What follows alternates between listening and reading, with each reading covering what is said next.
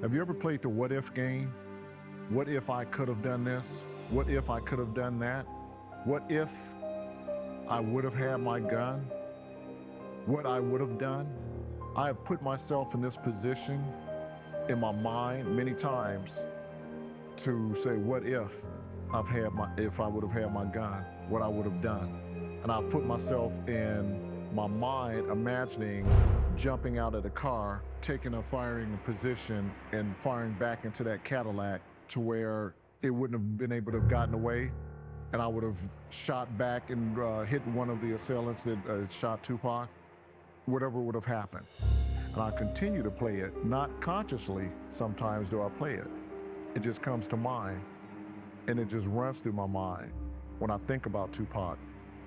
The what if game. I've played that game for years. When an investigation begins, you start with nothing. It's an empty table. You got to call somebody to begin the day, begin the work. It's not the cop's fault that they chose the wrong person. But if you keep going back, as Greg Kading did, the longer you go there, the more you're going to be split from the truth.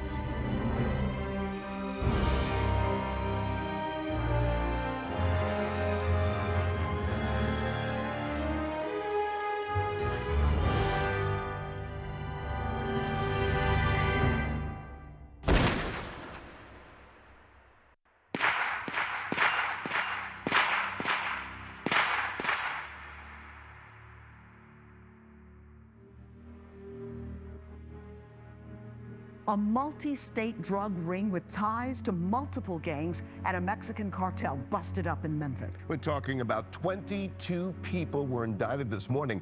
The charges, and there are plenty of them, include drugs and money laundering. Police confiscated more than 46 pounds of drugs. We have also learned the bust netted members of both the Grape Street Crips and the Petterol Mafia gang. Federal prosecutors are accusing 22 gang members of shipping money through the mail from Memphis, 1,800 miles away to Los Angeles, California. Prosecutors go on to allege meth, heroin, cocaine, pills, and pot were all sent back to be sold here. It's a case acting U.S. Attorney Larry Lorenzi calls unusual. The drugs that were sent to Memphis was a smorgasbord of drugs. Investigators say 17 of the people are members of the Memphis Petterol Mafia, a local street gang that sells several kinds of drugs. The investigation started years ago when police found out gangs were selling drugs around the Bella Vista apartments. The investigation picked off at least one top-level OG. It has stopped the pipeline where drugs freely flowed between California and Memphis. Also indicted was Eric Avendado, who investigators say is connected to a Mexican cartel, but would not say which one. They are using a variety of ways to move the drugs into Memphis. I asked Lorenzi if an informant was used to help crack the years-long case. We can't speak to the actual facts of the case or the actual techniques that were used to investigate. Good question, though. In 2017, the man behind the curtain was suddenly yanked into the public spotlight. So was his father, Reginald Wright Sr., a former lieutenant with the Los Angeles County Sheriff's Department. I think it was alluded to before. You would see instances where him and his father get out of trouble miraculously after being part of a major drug organization, right? And all of a sudden there's no charges, or he does very little time in prison, etc. I don't even know if he went to prison on that case. Did he? Yeah, he was looking at 20 to 25 years and did 18 months.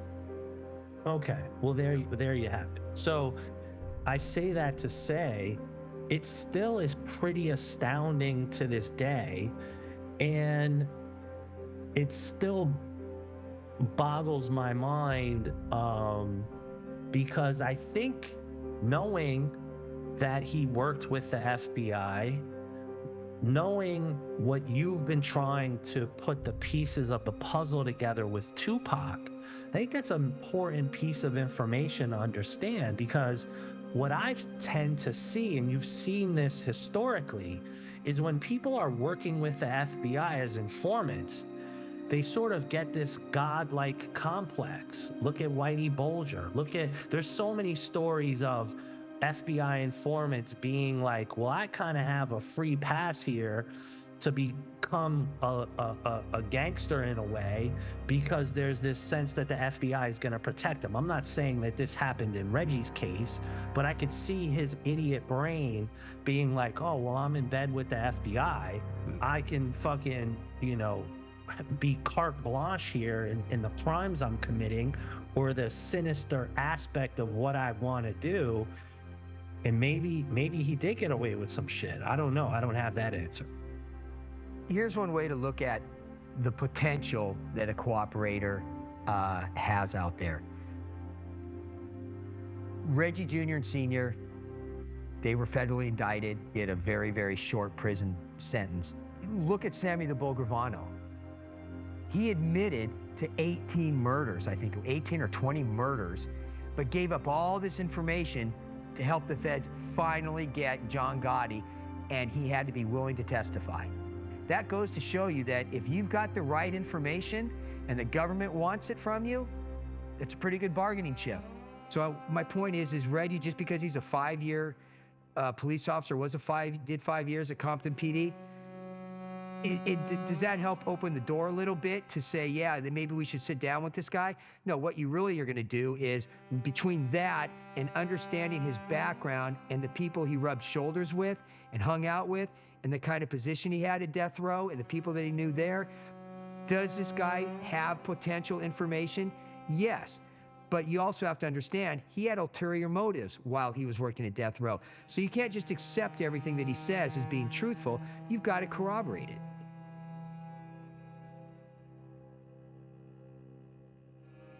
Heavy D was the first suspect in the murder of Notorious Big. And the cops really did go after him. I mean, they were doing helicopter surveillance and they did basically a raid on his property. But very quickly they became convinced, no, it's not him. One, he had a solid alibi for himself. Plus, but when they talked to the people, he was at the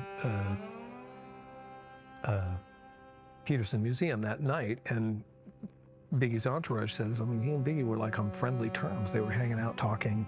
Biggie told us, no, he's cool. And thanks to Greg Kading, who shared documents the FBI clearly intended not to be public, we have learned that Mr. Davis was informing for the FBI in 1998 during the same period of time that the LAPD was investigating Mr. Davis for the Wallace killing. Chuck Phillips intimated something like that when I think he had talked. I think he was the guy who hooked. I suspect. I don't know. I suspect he was the one who hooked Kading up with Keith Davis. Because everybody's after a money grab. I mean, let's face it. You throw the name Tupac or Biggie out there, and everybody's got something to say about it. Everybody's got something to sell paraphernalia about it. Everybody out there is to make a buck. And even if it's a complete false narrative and a complete lie, it just never ends. And there's certain people out there that are so entrenched in trying to make money and have made money on these lies and false narratives that they've been pushing, that it's almost like they can't stop. I mean, you're so deep into it now, you've got to keep it going. And there's people like Reggie that, at one moment he will say he knows everything, and that's why he can speak as an expert on this and try to shoot everybody down. And then the next thing he'll say, he's got all this deniability that none of this stuff happened, and that he wasn't aware of any of the security that was going on. And it's like, he's just a complete liar. He's completely non-credible. I think that Vegas' bigger problem in the prosecution of Dwayne Davis is that Davis himself is not credible. He's told a couple different versions of the same story, and through all of my research, I've never been able to get a single person to verify either story. And it looks like Kading's task force was having the same trouble with Davis, figuring out which statement of Davis was true and what wasn't. And you know what? We're still trying to figure that out, even today.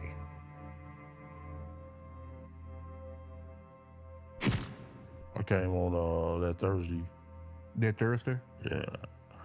And the fight was on a Saturday. Y'all showed up on a Thursday. And if I'm not mistaken, the day before the shooting, you spoke to Suge Knight and Tupac, right? A day prior? I didn't talk to Tupac don't know me. Tupac don't know me.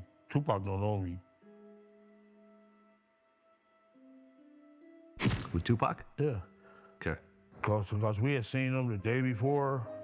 They had pulled up in them Rolls Royces. At the MGM, it was Pac and what's his name? It was Pac. It was Pac. It was Pac. Tupac don't know me. Tupac don't know me. Tupac don't know me. So all the girls was around there. He came, you know, like a player. Came and shook my hand. He recognized a player. Came and shook my hand. What up, KBD? Give him a little hug. Boom. But Suge Knight, you had... Yeah, we was waiting on our cars at the valet at the MGM.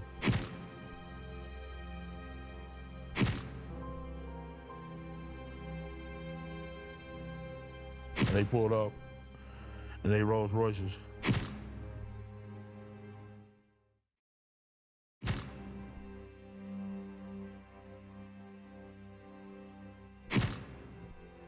And tell me about that. Because that was the Friday. That was the day before. Yeah, and he got out and came and shook my hand. What up, big dog? Suge Knight. Yeah. It was Pac and what's his name? So all the girls was around there. He came, you know, like a player. Came and shook my hand. He recognized a player. Came and shook my hand. What up, KBD? Give him a little hug. Suge Knight. Yeah. Suge Knight. Yeah. Suge Knight. Yeah. That's why I didn't understand why would they jump on my nephew the next day. I was stupid. Okay, so he came up to you, he shook his hand. And shook my hand. What up, big dog? What you doing? You know? And all the bitches, because all the bras was around him, and so they like, who the fuck is this dude? He must be powerful. He wasn't there the day before. He was just Tupac, Suge, and the other boy. He wasn't fucking there. To be honest with you, it is a known fact that Suge Knight and Tupac did, you know, come to Vegas earlier that Saturday. Thank you. No, they came earlier that Saturday. They came earlier that Saturday. Earlier that Saturday. That Saturday. That Saturday. That Saturday. Yeah, they wasn't there Friday. And the reason why I say that, I mean, I did a lot of interviews, and there's a whole lot of interviews out there. I know Larry Chrome Jr. I know his daddy. And his daddy like this. Yeah, Larry Chrome. Yeah, I did. Larry Chrome Jr. Yeah. I know the daddy. Me and him like this. Yeah, so I did an interview with him. I did an audio interview with him like probably 2 years ago. And yeah, he detailed having a run-in with Tupac and Suge Knight at the In-N-Out Burger.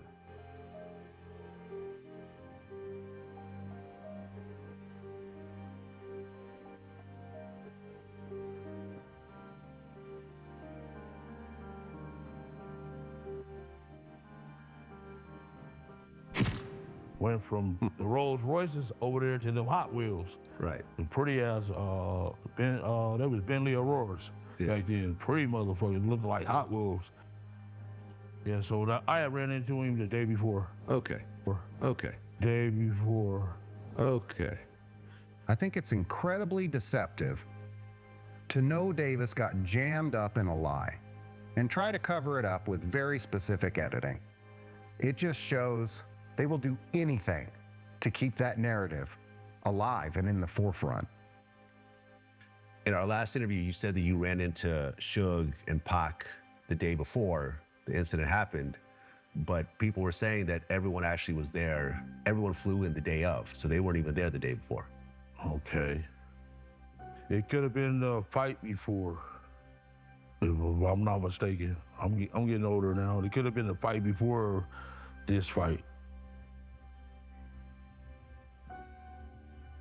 And why should we trust KPD now? You shouldn't trust KPD. You absolutely shouldn't.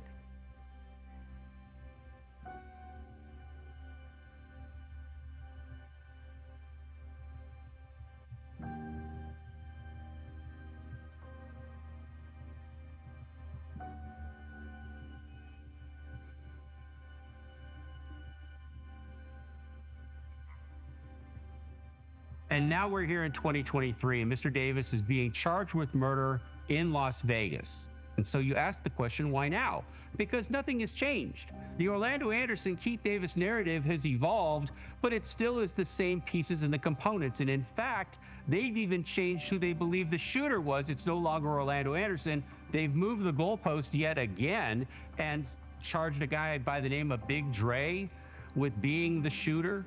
Well, it's 27 years later, and we still don't know exactly everything we need to know, but we do know that it had nothing to do with Orlando Anderson. They've named several witnesses and investigators that worked the Orlando Anderson narrative, including Bobby Ladd and Tim Brennan, who's now deceased, and Mike Coet, who was a Los Angeles County sheriff, worked in the Watts division that participated in the early days of that.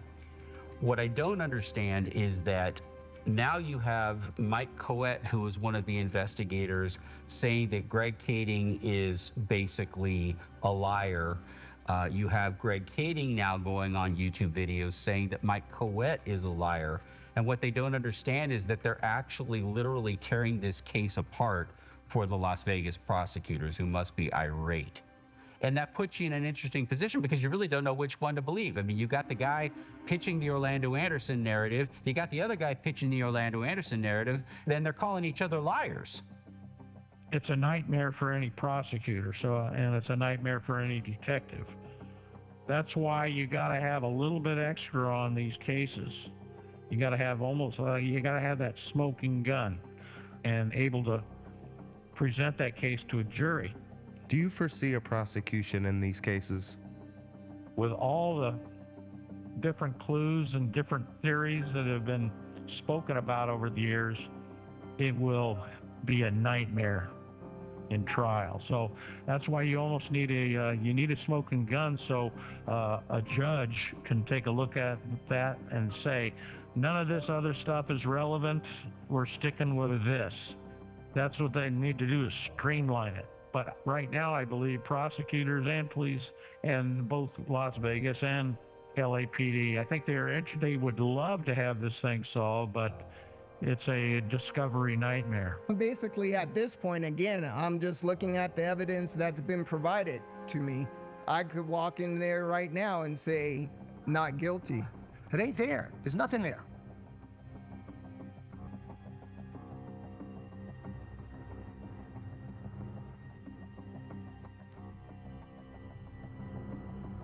The easiest way to try to explain this is that it's a cycle of failures. The first time that they came up with a narrative, they tried to push it past the Vegas police.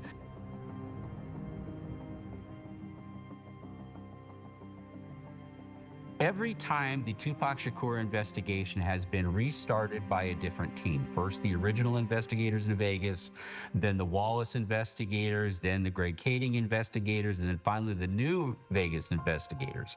Every single time a detective has begun this investigation, one of the first people that they reach out to is the very person that is basically the information traffic controller, Reggie Wright Jr., who provides them happily the Orlando Anderson narrative. You know, as a journalist, I've gone through, I don't know, a couple of hundred investigations. My father was an undercover cop. My father-in-law was a detective. My brother-in-law was a detective in New York. My nephew's a sheriff in Illinois. So I'm from cops. Other side of the family's criminals, but I'm from cops as well. So I know how things begin. That's part of the reason why I incorporated a cop's mind into journalism. When an investigation begins, you start with nothing. It's an empty table. You got to call somebody to begin the day, begin the work. It's not the cop's fault that they chose the wrong person. But if you keep going back, as Greg Kading did, to the Orlando Anderson narrative, the longer you go there, the more you're going to go, you're going to be split from the truth. They call Reggie Wright. He says the same thing over and over again, and it just goes in circles forever. Well, I think when you have information like that, that information is power. And you got to understand at this time, you know, Reggie's already manipulating things or kind of positioning himself to, he's not only already in a good position with Death Row Records, but he's got higher aspirations at Death Row Records. And I think Reggie, he's not the smartest guy in the room, but he's got enough connections and enough people around him where he can make, I think, decisions that are in his best interest, but not maybe everybody else's best interest. And he's starting to pull strings there. And as long as death row people and LAPD people have control of this Tupac murder and Las Vegas PD does not, that sits just fine with them. So now you have Reggie Wright Jr. secretly snitching out Death Row Records, while publicly he's throwing Kevin Hackey under the bus for his work with the ATF. Guess he has to keep his street cred. But people kept getting steered back to that, and that's what causes a lot of the bullshit. This is a big country. People go wherever, you know, we don't have tracking devices on them. So we have to depend on people that we know we can get in touch with to try and reach out to them. I was never interviewed by any of the police agencies, the FBI, nor Las Vegas PD. And I found that to be a little strange because for the last week, I was with Tupac and I didn't get a single question from anyone about what I thought, what my theory was on what happened, nor about the Nextel phones where I had heard the conversation that said, got him. Okay. Mike, why are you coming forward with this information now? I'm coming forward with the information because someone asked me and I was willing to tell them what I knew. But what happens when Michael Moore steps forward? Not only does no one care, but Kading actually goes on the offensive against this witness to falsely state that Michael Moore spoke with Vegas police the night of the shooting. This is an incredibly destructive pattern of behavior. They will do anything to protect this narrative. This guy, Michael Moore, they came up with some plot, I think, or some storyline to help sell their DVDs and stuff like that. Reggie Wright Jr. was the head of Right Way Securities and provided security for Death Row Records. For him to say that no LAPD officers, other than a couple that we've mentioned, that he was not aware of any of these other officers, such as Mack or Perez or Durden or Martin or Gaines, provided security at Death Row, Reggie's either the worst manager of all time of providing security, or he's just a fucking liar. Or both in this case, to be honest with you. He is. And it's a fact. There's an allegation that you hired police officers Sammy Martin, David Mack, and Rafael Perez. Do you know Sammy Martin? No. Do you know David Mack? No. Have you ever met Rafael Perez? No. Okay, so how are these three cops? We know for a fact Rafael Perez and David Mack were corrupt because they got convicted. We don't know a lot about Sammy Martin, but how are these three cops, LAPD, linked to you? I told you, by Mario Hammond. Now, is it possible that Suge had relationships with Rafael Perez, David Mack, and Sammy Martin, and you didn't know about it between 94 and 96? Shit, what he told me. And two, the main thing is, these are allegedly Kevin Gaines friends, right? And it's ridiculous that he keeps putting this false narrative that he wasn't aware of any of these guys providing security, or none of them were ever around that he ever saw. That is just a flat-out lie, period. It is. And I don't think Reggie's just, sometimes he says things without thinking things through, but it's gotten to a point now where he said it enough times, it's like, Reggie, wake up. Nobody's buying this bullshit anymore. And as long as the name Orlando Anderson was in the news cycle, they could go about the business of destroying anyone who did not believe the narrative, even going to the point of saying Tupac hated Frank Alexander. It wasn't true, but it was necessary.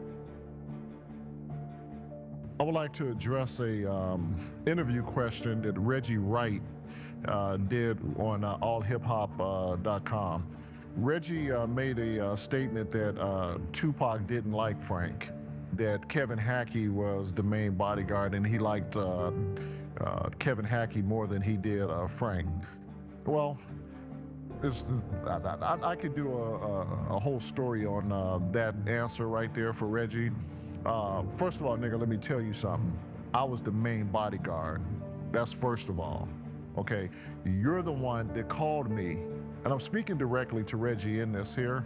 You're the one that called me and said, hey, I got good news and I have bad news. The bad news is you're not going to get a pay raise. The good news is Tupac wants you to be his main bodyguard. This was in March of 1996, right after the Mike Tyson-Bruce Seldon fight. Once they were inside and they were able to steer cops in Orlando Anderson's direction, they were able to keep anyone else with any other evidence out. But the problem for these guys was that the Anderson narrative kept collapsing under its own weight because it was based on poor witnesses, including Dwayne Davis himself. And shall we say, conflicted witnesses, like Reggie Wright Jr. or anyone from the Compton PD. It's the inherent part of a witness that wants to be important. They want to feel that they're going to contribute a piece of evidence or testimony that's going to just change everything about your case. But once you slice through these people and examine it, you find out they really didn't. They heard it from somebody else who heard it from somebody else, and all they're doing is repeating what the actual witnesses have actually seen. There were no personal firsthand witnesses to the shooting presented at the grand jury testimony. And that's important because if you don't have witnesses that have personal firsthand information, it becomes what we call hearsay. Prosecutor is the one that's going to have to submit this to a jury. And if all the angles are not covered, everything that you can imagine, then we got a problem.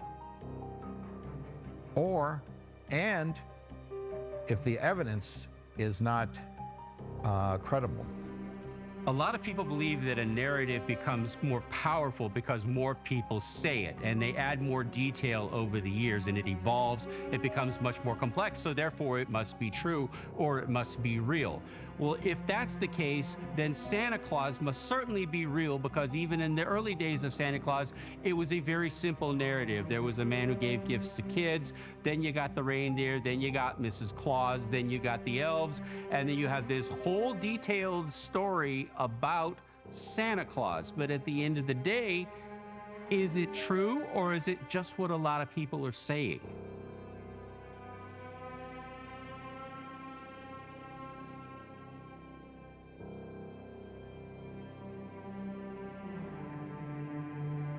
Recently, actor Alec Baldwin was given a loaded prop gun, which he used and shot a camera person to death. Could there be an act of criminal negligence there? Protocols are a set of rules, not laws, that anyone in a particular industry would have to follow. It's standards.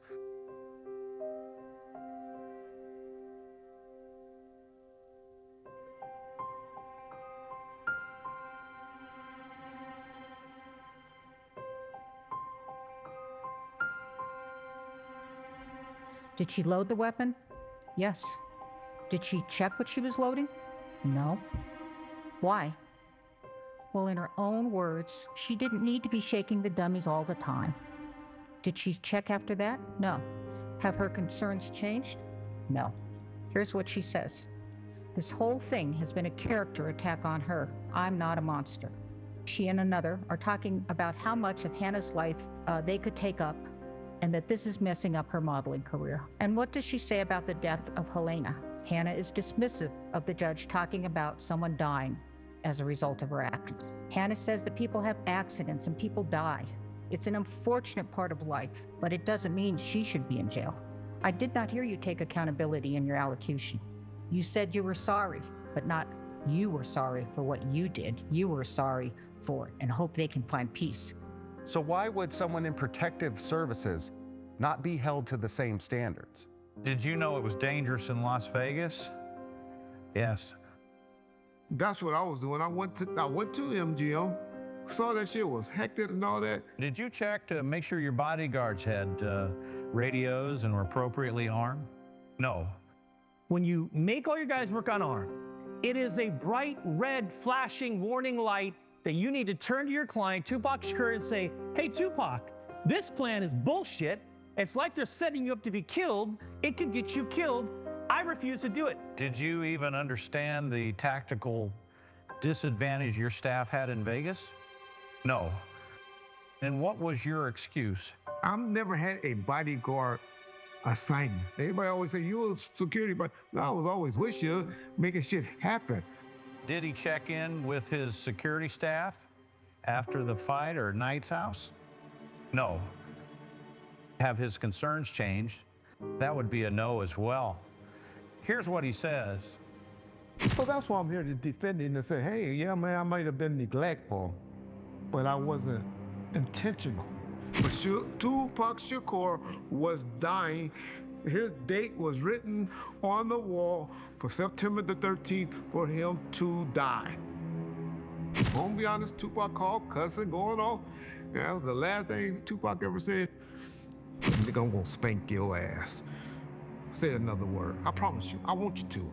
Let's play. Let's have fun. Let's have a 2024 great year, Negro. I'm so tired of this.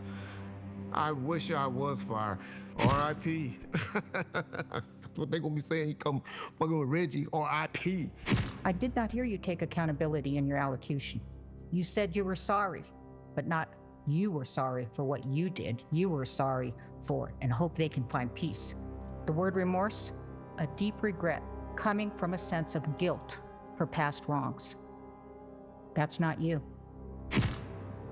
As crazy as it sounds, sometimes, they say the cover-up is worse than the crime. And I understand there's a dead body over here. I get that. But when you look at the people that covered it up,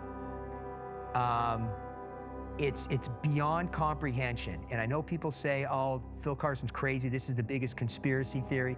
There's no way you can get the somebody at the LA Times and somebody at LAPD and then somebody at the DA's office and the city attorney's office to all come together to help cover this up. No, it is true. And we know who those people are. We have audio recordings. We have the documentation. We have sworn statements for people that admitted they helped try to cover this thing up. And that's why I say the cover-up is worse than the crime, because of the people that were involved.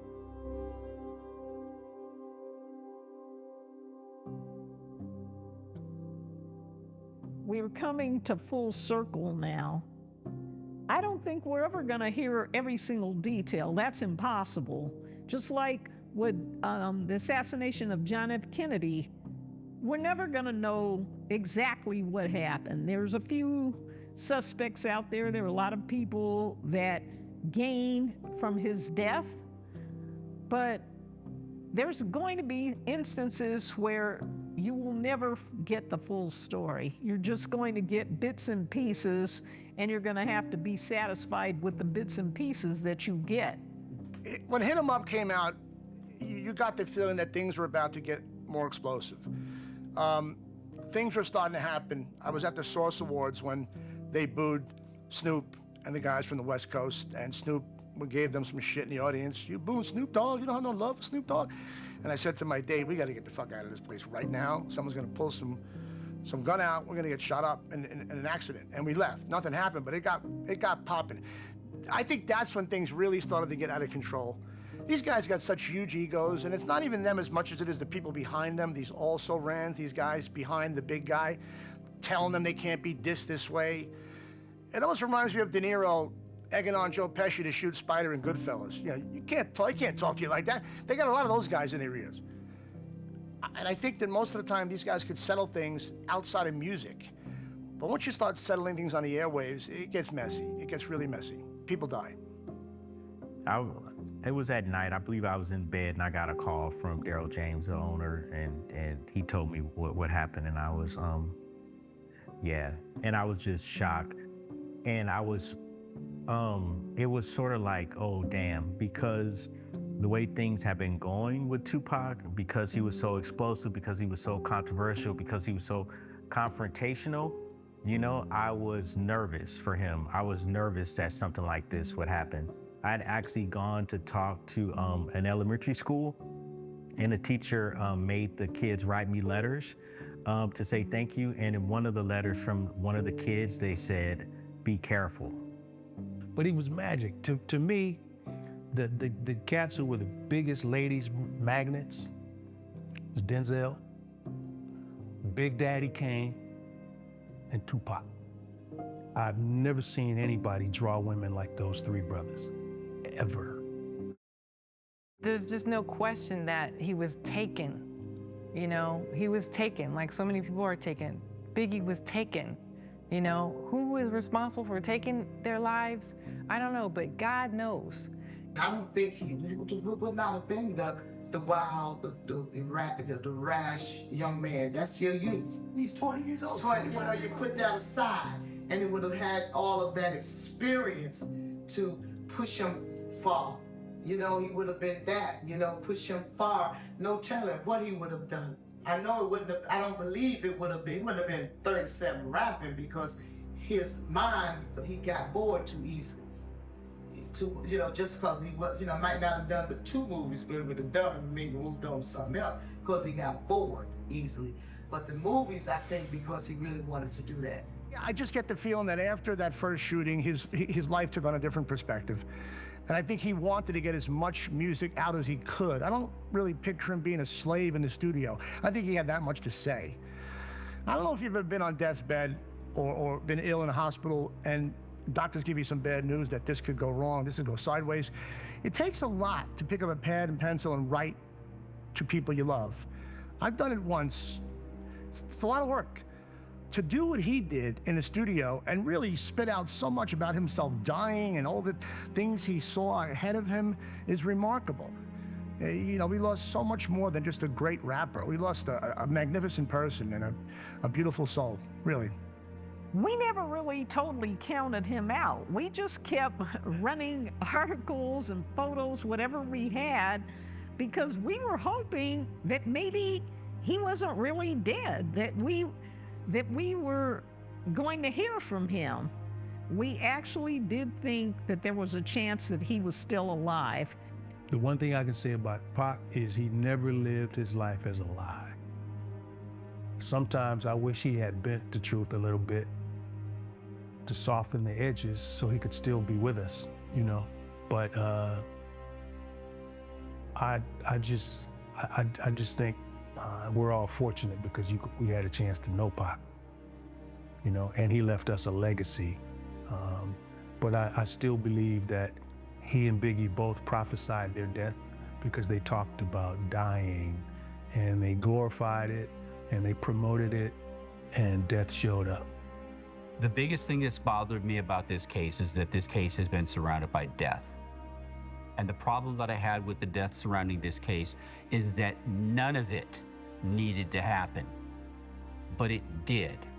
And to those people who were the irresponsible ones, who had no business making the decisions that they were making, I tell you, the dead, thank you. The truth, John 8:32, will set you free. Read it, figure it out. I have nothing to lie about.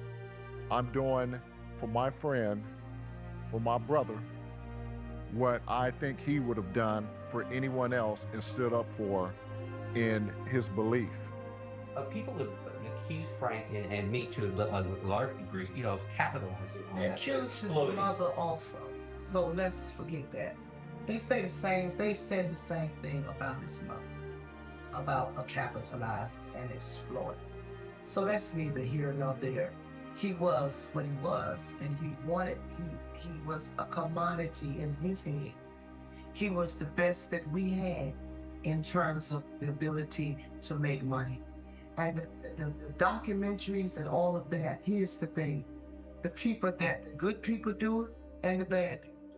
If the bad people can do it, why can't the good people? If the people that didn't like him can do it, why can't the people that cared for him do it? If the person who's doing it now, who's behind it now, has a yearning in his soul and spirit, which I truly believe, to get to the bottom of it as far as he can go with it, to do all that he can to rectify that thing, to make that thing right, to make it okay, to make it as best that he can, to put out as much as he can about it, to make it right with himself and his soul. Why the hell not? Why stop that? That's something that he is a burning desire in him. You know what I mean? I don't doubt that. I do not doubt Frank Alexander's motives. whether he make a buck or not. If he make a buck, amen, I hope he do. Whatever he gets from it, what is it gonna harm him? What harm has he done? First came my book, Got Your Back. Read it. You'll love it. It was a bestseller. You'll understand it. You want to know the truth? Here it is right here. Read it. First documentary I did, Before I Wait. First documentary I did, Before I Wait. You haven't got it? Get it. You'll love it. Watch it. It's a good one. It's great.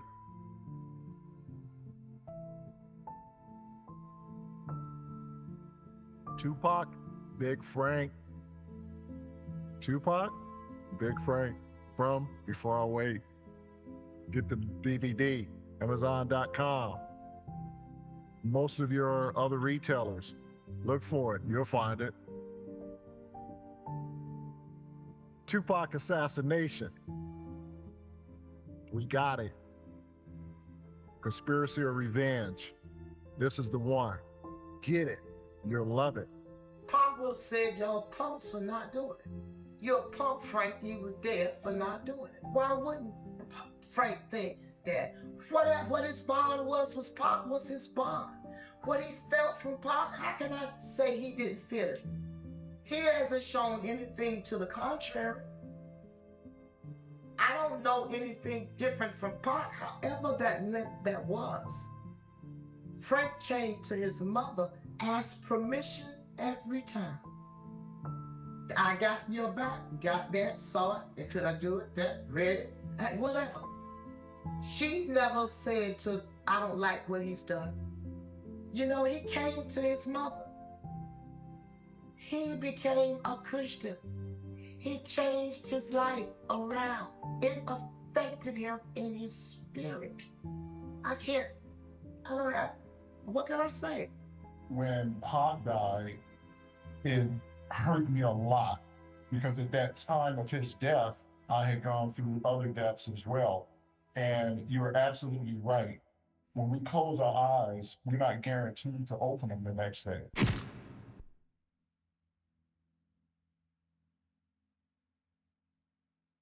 I think that the reason a lot of it was covered up is because most people that worked for death row security had a badge of some type. They were either law enforcement officers, they were fire department officers, but all of them had a badge of some type. And they were able to pull them badges out to get in and out of certain situations. And I think the ball was dropped right there. I think people had badges, they didn't want to push the issue, and they chose to overlook looking at death row. And when I look at all what's happened with Rampart, people that we had working for death row, where we had Los Angeles police officers working within the organization, Compton police officers working with inside the organization, that is where it failed. People had badges, people had careers, their badges stopped us from getting to the truth.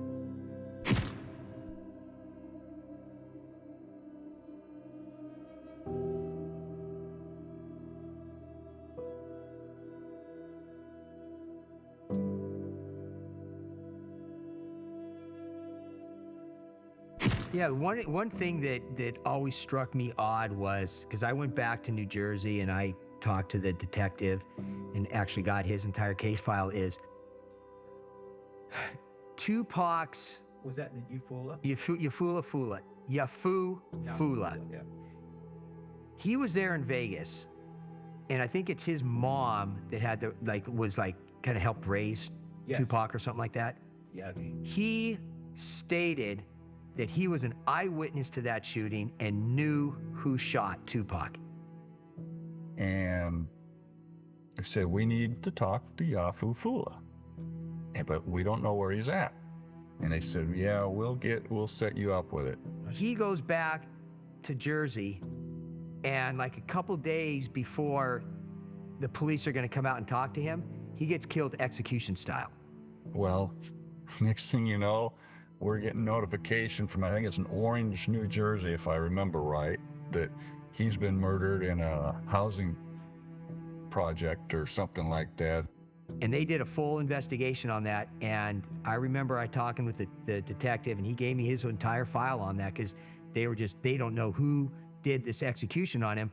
And I believe he was with his girlfriend at the time. So it's not like they waited. They wanted to get him, and they wanted to get him then before the cops went and interviewed him. And I always just thought that was really odd that they would let such an eyewitness like that go all the way back to New Jersey and be off on his own and not get out there, quicker or give him some type of heads up or protection or whatever. And they lost a key witness like that.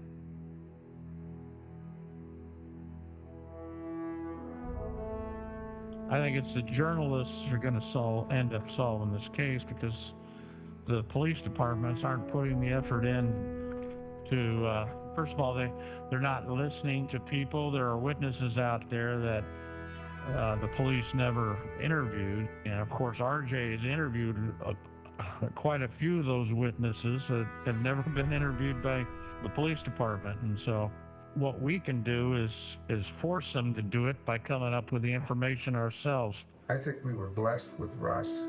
I think we were blessed with the fact that every effort that he made to try and find the truth. The truth is perfect.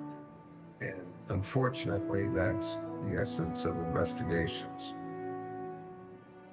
But not once did I ever see him give me anything that was not what he believed to be the truth, or what someone had relayed to him that believed it to be the truth.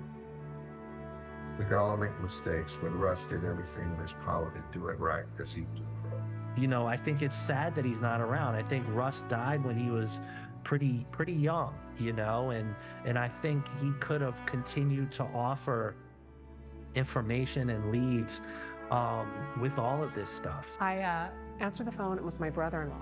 He goes, Megan. He goes, oh my God, I'm glad we found you. And I said, what? What's going on? He goes, Russ is dead. And I go, what? Because Russ is dead. He started crying. And I said, what? Yeah, it wasn't, I kept saying, well, because I didn't know what else to say, because I don't think I was hearing it right. And he said, Russ is dead. And I'm going, oh my God. So I'm thinking car accident, because I knew he was going, so I'm thinking car accident. I'm going, what am I hearing? And so I took a deep breath and I said, what's going on? He goes, well, the sheriff's department contacted your, Russ's mom, because they couldn't find, any other numbers on him or whatever to contact anybody. And I called the kids, and they all came over.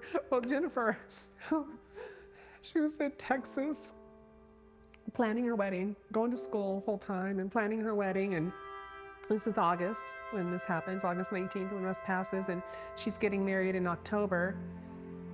And the first thing she said to me was, Mom, who's gonna walk me down the aisle? She goes, I need him to walk down the aisle. And that was just too much to bear. So, yeah, I know.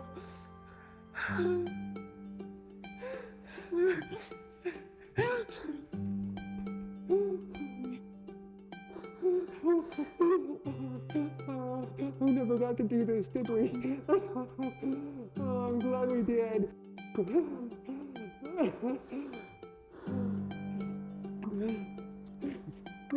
I'm so glad that you were his friend and in his life. Yeah, I really am, and I'm sad. I'm really sad that things went the way they did, and I don't think he really realized how he was being pulled. A lot of people have asked me, because I had friends, Frank Alexander and Russell Poole, who have died during the making of the assassination series and writing the books and the Tupac investigation in general. And they asked me if I do these movies because of them, and I certainly do them in memorial of these people. But I look at life as kind of a relay race. Nobody runs the whole race by themselves. Everybody needs help. So the job for guys like me is to pick it up, continue to run with it, and actually make it right for those people who can't do it for themselves, and that's what keeps me going every day. I will tell you, it wasn't more than a week ago I had a dream. Frank Alexander was in the dream. And Frank Alexander told me two things. He said, be cautious and keep going. And that's all I needed to hear.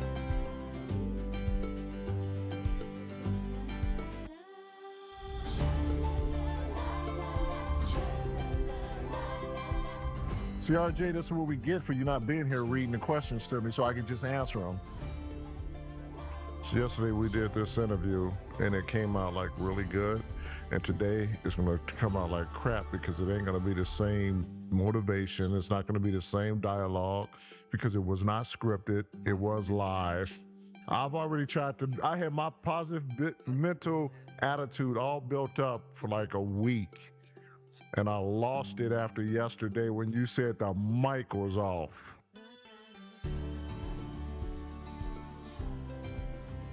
RJ, here's your phone.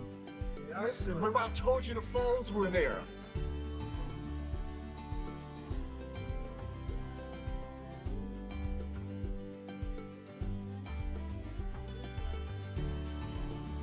Scratch that. Let me start it.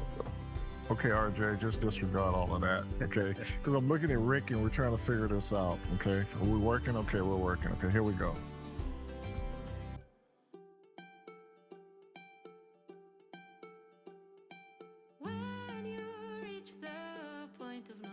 I was fired. They fired me. And I collected unemployment. No, I'm kidding. Yeah, I did. They fired me. They did. Yeah, Reggie did. Yeah, I guess he had no choice too, though. But yeah, I was fired. And listen. Yes, I did answer that question. I was fired. Yeah, I guess.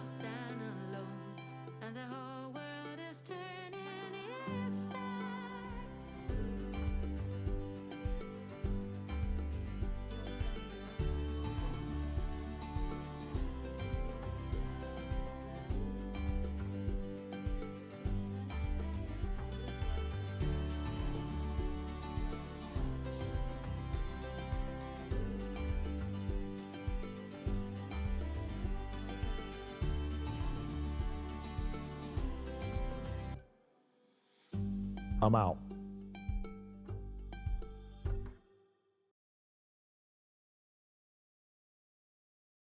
One or 2 days after Tupac was killed, Death Row called a meeting for all their security. Should call the meeting. All the artists were instructed to come to this meeting. Certain security was invited, and I happened to be one of them. And in that meeting was Rafael Perez, David Mack, and Gaines. The meeting was basically about what happened, and the artists were drilling security about what methods we had used and what were some of our tactics. When the security team was dismissed, Rafael Perez and David Mack stood back, and that's when Reggie and Dave Kenner told them that they needed to find someone to take care of the business. And that business, I believe, was to kill Notorious B.I.G. and P. Diddy.